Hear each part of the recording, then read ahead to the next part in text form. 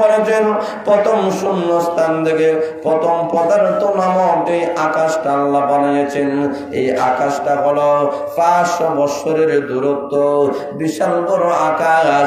এই আকাশ থেকে দ্বিতীয় শূন্য স্থানটা হলো, দ্বিতীয় শূন্য স্থান থেকে দ্বিতীয় পদার্থ নামক আকাশটা হলো, এরপরে তৃতীয় শূন্য স্থান বলো, তৃতীয় শূন্য স্থান লেখে তৃতীয় আকাশটি বলো, তৃতীয় আকাশের উপরে মহান আল্লাহ রাব্বুল আমিন চতুর্থ শূন্যস্থান আল্লাহ সৃষ্টি করেছেন। চতুর্থ শূন্যস্থানের উপরে মহান আল্লাহ একটা আকাশ সৃষ্টি করেছেন। এই আকাশটা আরো বড়। এইভাবে 7টা শূন্যস্থান, 7টা মহাকাশ পাড়ি দিয়া মহান আল্লাহ রাব্বুল আমিন আল্লাহর আরশ সৃষ্টি করেছেন। এরপরে আল্লাহর কুরসি সৃষ্টি করেছেন।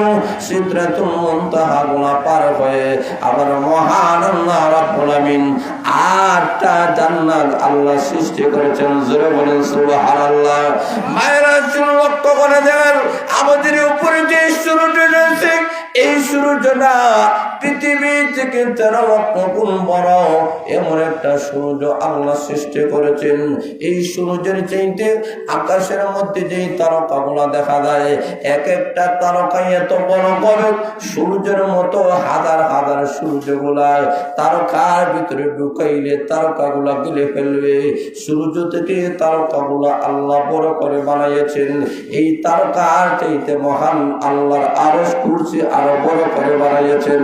তাহলে এত বড় আসমান আর জমিন গ্রহ নক্ষত্র পাহাড় পর্বত যে আল্লাহ সৃষ্টি করেছেন, সেই মহান আল্লাহ কত বড়, জোরে বলেন ঠিক না বেঠিক? এই কারণে বলা হয় আল্লাহু আকবার, আল্লাহ সবচেয়ে বড়। জোরে বলেন ঠিক না বেঠিক? আল্লাহ রাব্বুল আমিন সবচেয়ে বড়। তুমি এত বড় মহান আল্লাহ রাব্বুল আমিন, যার প্রশংসা আমরা করতেছি। বান্দা যখন নামাজের মধ্যে দাঁড়ায় এই কথাটা বলবে, সমস্ত প্রশংসা লিল্লাহ, ওই আল্লাহর। আল্লাহ কাকে বলা হয়? এত বড় আল্লাহর, এত বড় মহান আল্লাহ রাব্বুল আমিনের ইজ্জত, আল্লাহ রাব্বুল আমিনের জাত আপনি যখন মনে রাখবেন আর যখন নামাজ পড়বেন, এই নামাজ 2 নম্বর নামাজ হবে না। জোরে বলেন ঠিক না বেঠিক? এই নামাজে কোনো ভেজাল হবে না। এই লোকটা যখন মনে করবে আমি যখন দাঁড়াইছি, কার সামনে দাঁড়াইছি? সেই আহকামুল হাকিমের সামনে আমি দাঁড়াইছি। এই মানুষের নামাজটা এমন ভাবে নামাজ হবে, আল্লাহর নবী বলেন এমন ভাবে আল্লাহর গোলামি করো, আনতা মুদাল্লাহা কাআন্নাকা তারাও।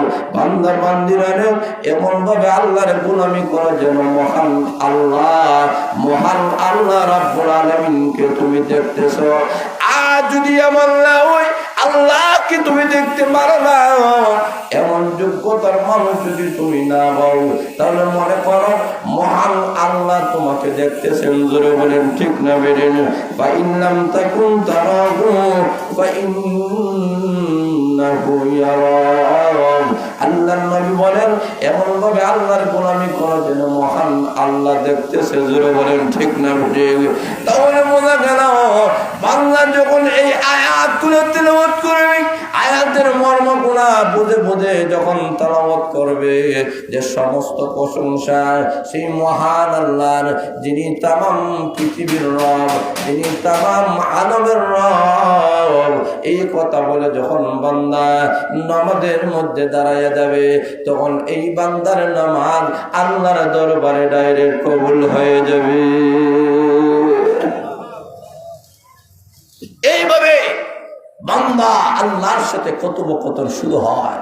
আল্লাহর আজমত, আল্লাহর জাত, আল্লাহর সিফাতের মর্যাদা, আল্লাহর কতটুকু, এইগুলা বান্দা যখন অনুভব করে যখন তেলাওয়াত করবে, তখন তেলাওয়াতের মধ্যে একটা নূর তৈরি হবে, নামাজের মধ্যে একটা নূর তৈরি হবে। এই নামাজটা তার চোখের শীতল হবে। জোরে বলে ঠিক না বেঠিক? এমন সময় 2 নম্বরে বান্দা মানে আর রহমান, আল্লাহ রাব্বুল আলামিন হলেন রহমান। এরপরে বান্দা বলে আর রহিম, আল্লাহ বলেন রহিম। রহমান সেই মহান আল্লাহ, যিনি দুনিয়া এবং আখিরাতে মহান আল্লাহ রাব্বুল আমিন মানুষের প্রতি এমন দয়া দেখাইয়াছেন। আমার মহান আল্লাহ রহমান হওয়ার কারণে দুনিয়াতে মুমিন জাতিদেরকে যেমন ভাবে খাওয়াইতেছেন, পান করাইতেছেন, বেঈমান কাফিরদেরকে খাওয়াইতেছেন, পান করাইতেছেন। যারা বলেন ঠিক না বেঠিক? এই কারণে আল্লাহ বলেন মুমিন আর কাফিরদের জন্য আমি আল্লাহ দুনিয়াতে হলাম রহমান, কিন্তু কিয়ামতের কঠিন ময়দানে আমি রহমান হব না, আমি শুধুমাত্র রহিম হব। রহিম মানে হলো মুমিনদের জন্য আমি আল্লাহ দয়া করব, কাফিরদেরকে আমি আল্লাহ ছাড় দিব না। কারণ আল্লাহ বলেন কিয়ামতের দিন কাফিরদেরকে আমি মহান আল্লাহ শক্তভাবে ধরব এবং দোনা থেকে কেউ বাঁচাতে পারবে না। কথা বলেন ঠিক না ঠিক? আল্লাহ বলেন রে বেঈমান কাফেরেরা, আমি রহমান হওয়ার কারণে তোমাদেরকে আমেরিকার প্রেসিডেন্ট বানিয়েছি, লন্ডনের ব্রিটেনের প্রেসিডেন্ট বানিয়েছি, জার্মান জাপান গোটা বিশ্বের নেতৃত্ব কর্তৃত্ব আমি আল্লাহ তোমাদেরকে দিয়েছি, তোমাদেরকে স্বাবলম্বী বানিয়েছি, তোমাদেরকে দুনিয়ার ইজ্জত সম্মান দিয়েছি, দুনিয়াতে তোমাদেরকে টেকনোলজি জ্ঞান দিয়েছি আমি আল্লাহ রহমান হওয়ার কারণে।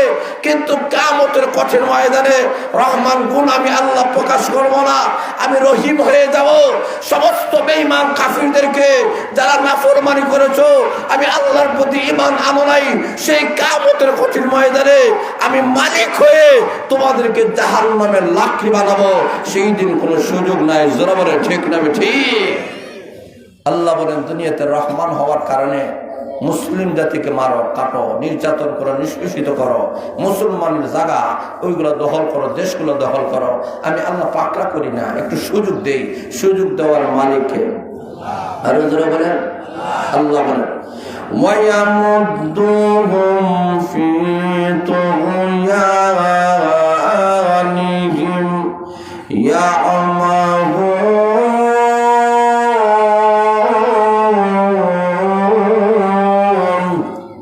আল্লাহ রাব্বুল আলামিন বলেন দুনিয়াতে তোমাদেরকে দিল দিয়ে সুযোগ দিই, যা করো, রং তামাশা করো, আনন্দ উল্লাস করো, কিন্তু কিয়ামতের দিন তোমাদেরকে ছাড় দেওয়া হবে না। সেই কিয়ামতের দিন মুমিন মুসলমান জাতিদেরকে যারা খেয়ে না খেয়ে অনাহারে অর্ধাহারে রাতের পর রাত দিনের পর দিন ঈমানের উপরে অটল থেকেছিল, নামাজ পড়েছিল, সামান্য খেয়ে না খেয়ে মাঙ্গা ঘরে থেকেছিল, কৃষিক্ষেত করেছিল, ব্যবসা বাণিজ্য করেছিল, চাকরি করেছিল, হারাম কাজের দিকে যায় নাই, হাতে অস্ত্র নাই। মুসলিম জাতিরা আমি আল্লাহকে ভয় করে গুনার কাজ থেকে বিরত থেকেছে, হারাম খায় নাই, কম হয়েছে, হালাল পথে চলেছে। কিয়ামতের কঠিন ময়দানে আল্লাহ ঘোষণা করবেন এই সমস্ত মুমিন মুসলমানদেরকে আমি আল্লাহ জান্নাতের মেহমান বানায় দেবো। সুবহানাল্লাহ। কাফিরদেরকে জাহান্নামের আগুনে জ্বালাইব। এই কারণে আল্লাহ বলেন কাফিরদের বেলায় আমি বড় শক্ত হয়ে যাব, এমন শক্ত। আল্লাহ বলেন ইন্না বাতশা রাব্বিকা লাশাদীদ। আল্লাহ বলেন আমার ধরাটা বড় শক্ত ধরা। আমি আল্লাহ যখন ধরব কেউ সারাতে পারবে? জোরে বলেন পারবে? এখন শুনুন, মহান আল্লাহ রাব্বুল আলামিন বলেন মালিক ইয়াউমিদ্দিন।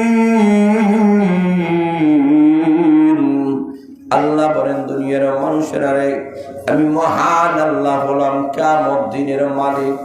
কিয়ামত এমন একটা দিন তোমাদের সামনে আসতেছে, হ্যাঁ দুনিয়ার মানুষেরা কিয়ামতের কঠিন ময়দানে মহান আল্লাহ রাব্বুল আলামিন মালিক হয়ে যাবেন। আল্লাহ বলেন কিয়ামতের দিনের মালিক। এই দিন কারো কোনো রাজত্ব থাকবে না, কোনো ক্ষমতা থাকবে না, কোনো শব্দ বলার মতো কোনো মানুষের সাহস থাকবে না। আমি মহান আল্লাহ কিয়ামতের দিন যাকে পারমিশন দেব, অনুমতি দেব, সেই কথা বলবে, এছাড়া কেউ কথা বলতে পারবে না। আল্লাহ বলেন আমি কিয়ামত দিনের মালিক। যেই দিন তোমাদের ভয়াবহ অবস্থা হবে, আল্লাহ রাব্বুল আলামিন বলেন লা বান্দা বান্দিরা, তোমরা যদি মনে করো কিয়ামতের কঠিন ময়দানে আমি আল্লাহর সামনে দাঁড়াতে হবে, এমন একটা দিন আমাদের সামনে আসে কি নাই? আরো জোরে বলেন কিয়ামতের দিন আল্লাহর সামনে দাঁড়ায়া তামাম জিন্দেগির হিসাব দিতে হবে। আল্লাহ বলেন ফামান ইয়ামাল মিসকালা যাররাতিন খায়রান ইয়ারা ওয়া মান ইয়ামাল মিসকালা যাররাতিন শাররান ইয়ারা। আল্লাহ বলেন সেই দিন সরিষা দানা পরিমাণ যদি একটা নেকি করো, এমন নেকিও মহান আল্লাহ ছাড়বেন না। আজকে যে সম্মেলনের আয়োজন করা হলো, যারা আয়োজন করেছেন, যারা টাকা দিয়েছেন, পয়সা দিয়েছেন, প্যান্ডেল দিয়েছেন, মাইক দিয়েছেন, স্টেজ দিয়েছেন, ব্যানার দিয়েছেন, পোস্টার দিয়েছেন, আর আমরা যারা এই মাহফিলে আসিয়া মাহফিলে বসে বসে যে আমরা একটু সহযোগিতা করেছি, সামান্য একবার বলে যে সুবহানাল্লাহ বলেছি, আলহামদুলিল্লাহ যে বলেছি, এই মাহফিলে যে সমর্থন জানিয়েছি, এটা আপনার আমার কাছে ছোট নেকি হতে পারে, ছোট অল্প স্বল্প গুনাহ হতে পারে, নেকি হতে পারে, কিন্তু আল্লাহ বলেন এমন নেকি তো কিয়ামতের দিন ছাড়া হবে না। নেকির পাল্লায় তুলে টান দেওয়া হবে, তখন দেখা যাবে ছোট নেকিটা উহুদ পাহাড় পরিমাণ সবে পরিণত হয়ে গেছে। এই যে আজকের মাহফিলে আমরা আসলাম, আমরা অনেকেই আছে টাকা দিয়ে সহযোগিতা করেছি, অনেক আছে প্যান্ডেল দিয়েছি, মাইক দিয়েছি, স্টেজ দিয়েছি, ব্যানার দিয়েছি, কিন্তু আমরা অনেকে এমন আছি যে টাকা পয়সা প্যান্ডেল স্টেজ কিছুই দিতে পারি নাই, বরং মাহফিলে আমরা বসে বসে আলোচনা শুনেছি। এই যে মাহফিলটাকে সফল করার জন্য বসে এই যে সহযোগিতা করেছি, এটাকে আল্লাহ নেকির পাল্লায় তুলবেন। সুবহানাল্লাহ। মাহফিলে বসে যে একবার সুবহানাল্লাহ বলেছিলা, একবার যে আলহামদুলিল্লাহ বলেছিলা, আমি আল্লাহ তোমার মিজানের পাল্লা ভরে দেব। কথা বলেন না সুবহানাল্লাহ। কিয়ামতের দিন আমরা গরিবের কা বলবো, প্রভু গো, এইরকম বিশাল বড় মাহফিলের আয়োজন করি নাই, আল্লাহ এত টাকা পয়সা আমাদের ছিল না, দান খয়রাত করতে পারি নাই। আল্লাহ বলবেন মাহফিলে বসে যে একবার সুবহানাল্লাহ বলছিলেন, উলামায়ে কেরামের কথা শুনে শুনে সুবহানাল্লাহ আলহামদুলিল্লাহ যে বলেছিলেন, ওইগুলার দ্বারা আমি আজকে হাসরের ময়দানে তোমাদের মিজানের পাল্লাগুলো ভারী করে তোমাদের সবাইকে জান্নাতের মেহমান বানিয়ে দিলাম। 2 নম্বরে আসুন, আল্লাহ বলেন এই দুনিয়া থাকা অবস্থায় কোনো মানুষ যদি যাররা পরিমাণ, সরিষা দানা পরিমাণ যদি গুনাহ করে, সরিষা দানা পরিমাণ কিভাবে বলে, একটা দানাকে যদি টুকরা করতে করতে 70 টুকরা হয়ে যায়, এরপরে যেই টুকরাটা রাখবে এই টুকরাটা দেখা যাইব, ধরা যাইব, ছোঁয়া যাইব না, এইগুলা দেখা যায় বাতাসের মতো ধুলাবালির মতো উঠতেছে। আল্লাহ বলেন এই সামান্য পরিমাণ যদি গুনাহ করো, এই গুনাহটা আল্লাহ কিয়ামতের দিন ছাড়বে না। কোরআনের মাহফিলের আয়োজন যারা করে নাই, হয়তো অনেকেই আছেন কোরআনের মাহফিলের সাথে যাদের সম্পর্ক নাই, ভালোবাসা নাই, চায় না কোরআনের মাহফিলগুলো হক, আল্লাহ বলেন তুমি যে সমর্থন দেও নাই, সমর্থন দেও নাই, টাকা দেও নাই, পয়সা দেও নাই, আয়োজন করো নাই, কিন্তু তুমি যে শুধুমাত্র সমর্থন করো নাই, বলেছ না আমি পছন্দ করি না, আরেকজনকে বলো তোর মাহফিলে গেলাম নাই, অনুভূতি সাহা হাম হা ধরে বলে ঠিক না ঠিক। এই যে একটু সামান্য গুনার দিকে তুমি আরেকজনকে উৎসাহী করেছো, গুনার কাম করেছো, এই পরিমাণ সরিষার দ্বারা পরিমাণ গুণও তারা হবে না। আল্লাহ বলেন সেই কিয়ামতের দিন সমস্ত মানুষকে মহান আল্লাহ রাব্বুল আলামিনের সামনে দাঁড়ায়া সব বলার হিসাব দিতে হবে। এই কারণে বাইরে আসুন, আজকের মহাসম্মেলন থেকে আপনাদের সবার কাছ থেকে একটা অঙ্গীকার নিতে চাই, মরণ পর্যন্ত মসজিদ মাদ্রাসা এইরকম তাফসীরুল কোরআনের মাহফিলের সাথে আমরা আছি। এই তাফসীরুল কোরআন মাহফিলে যদি আগে এনে যেতে হয়, এতে আমাদের জাল, আমাদের মাল, আমাদের টাকা পয়সা সর্বাত্মক দিয়ে যদি সহযোগিতা করতে হয়, কারা কারা করতে রাজি আছেন হাত তুলে দেখান। নারে তুমি দেওয়ার ইসলাম, দেওয়ার ইসলাম, আল্লাহ কবুল করেন, মঞ্জুর করেন, সবাই বলেন আমিন। তাহলে সময়ের আল্লাহ রাব্বুল আলামিন বলতেছেন, রে দুনিয়ার মানুষেরা, আমি হলাম কিয়ামত দিনের মালিক। সেই দিন কাউকে ছাড়া হবে না। এই থেকেই বোঝা যায় সরিষা দানা পরিমাণে একটা নেকি কখনো হেলায় খেলায় নষ্ট করা যাবে না। আর রং তামাশা আনন্দ উল্লাসে একটা সরিষা দানা পরিমাণ গুণ করা যাবে না। রাজি আছেন? রাজি আছেন? অন্ধকার করে দিতে হবে যে একটা নেকির কাম করবো না, একটা গুনার কাম করবো না। করতে রাজি আছেন তো? ইনশাআল্লাহ বলেন ইনশাআল্লাহ। আল্লাহ আপনাদেরকে আমাদেরকে সবাইকে যেন যতটুকু কথা বললাম এই কথাগুলোর উপরে আমল করার তৌফিক দান করেন, আমিন। আলহামদুলিল্লাহ, আপনাদের সামনে উপস্থিত হয়ে গেছেন সুদূর লন্ডন থেকে আগত পাটলি গ্রামের কৃতি সন্তান, গর্বিত সন্তান, নন্দিত মুফাসসির কোরআন, আমার উস্তাদুল মুকাররম। বাদ মাগরিব আপনাদের সামনে হুজুর অত্যন্ত সাগর্ব তাফসীর পেশ করবেন হযরতুল আল্লামা হযরত মাওলানা গুলজার আহমদ চৌধুরী সাহেব দামাত বরকাতুল আলিয়া। হযরত এসে গেছেন আপনাদের সামনে, যত সময় হযরতের তাফসীর তুলে ধরা হবে। পাটলির মুহতামিম সাহেব হুজুর আমার উস্তাদ হযরত মাওলানা আব্দুল হাই সাহেব এসে গেছেন। সিলেট থেকে আরেকজন তারুণ্যের অহংকার, আমাদের অত্যন্ত গর্বের মহান ব্যক্তিত্ব হযরতুল আল্লামা হযরত মাওলানা আব্দুল মালিক চৌধুরী সাহেব এসেছেন। আল্লাহ সবার হায়াতে যেন বরকত দান করে শোনেন, আমিন। একের পরে এক উলামা একরাম আসতেছেন, আলোচনা পেশ করবেন। আমরা সবাই আসি বসি, এই আলোচনাগুলোকে আল্লাহ কবুল মঞ্জুর করে শোনেন, আমিন। সবাই হাত তুলে মুক্তসর একটা দোয়া করে আলহামদুলিল্লাহ। আলহামদুলিল্লাহিল্লাযী হাদানা লিহাযা ওয়া মা কুন্না লিনাহতাদিয়া লাউলা আন হাদানাল্লাহ। ربنا ظلمنا أنفسنا وإن لم تغفر لنا وترحمنا لنكونن من الخاسرين رب ارحمهما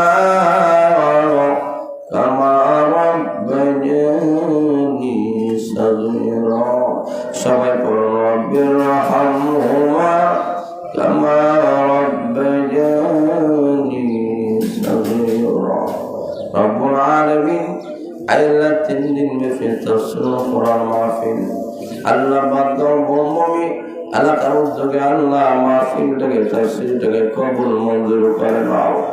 এই মাহফিলের সভাপতি সেক্রেটারি কেশিয়ার সহ আল্লাহ সকল সদস্যদেরকে কবুল মঞ্জুর করে নাও। এই মাহফিলের যত প্রয়োজন আছে আল্লাহ তুমি কুদরতি খাজানা থেকে পূর্ণ করিয়া দাও। আমরা যারা হাত বাড়াই না, জানি না কার মা নাই কার বাবা নাই, যাদের মা বাবা কবরের বাসিন্দা হয়ে গেছেন আল্লাহ কবর গুলাকে বেহেশতের বাগান বানাইয়া দাও। যাদের মা বাবা জিন্দা আছেন তুমি নেক হায়াত দরাজ ফরমাও। আয় আল্লাহ এই বাজারের ব্যবসায়ী ভাইদের ব্যবসার মধ্যে বরকত দিয়ে দাও। চাকরিজীবী ভাইদের চাকরির মধ্যে বরকত দিয়ে দাও। কৃষিজীবী ভাইদের কৃষক ক্ষেতের মধ্যে তুমি বরকত দান ফরমাও।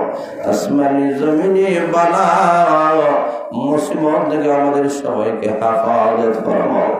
আল্লাহ জানি না কার মনে কোন উদ্দেশ্য নিয়ে হাত বাড়াইয়েছেন, প্রত্যেকের মনের বাসনা পূর্ণ করিয়া দাও।